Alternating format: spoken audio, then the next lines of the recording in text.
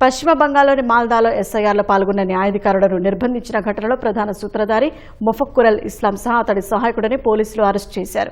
న్యాయవాది మొఫక్కురల్ ఇస్లాం విమానమెక్కి పారిపోయేందుకు బగ్డోగ్రా విమానాశ్రయానికి వెళ్లిన సమయంలో అదుపులోకి తీసుకున్నారు.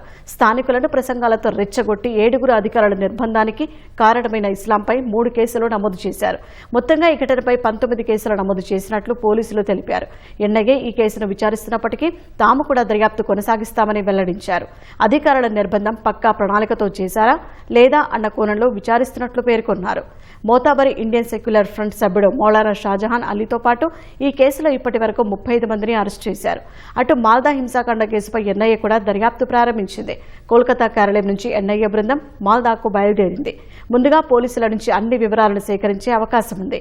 ఎస్ఐఆర్ నిర్వహించి ఓట్లను తొలగించారనే ఆగ్రహంతో 3 మహిళలతో సహా 7 న్యాయాధికారులను 8 గంటల పాటు స్థానికులు నిర్బంధించడం బంగాల్ రాజకీయాల్లో దుమారం రేపుతోంది.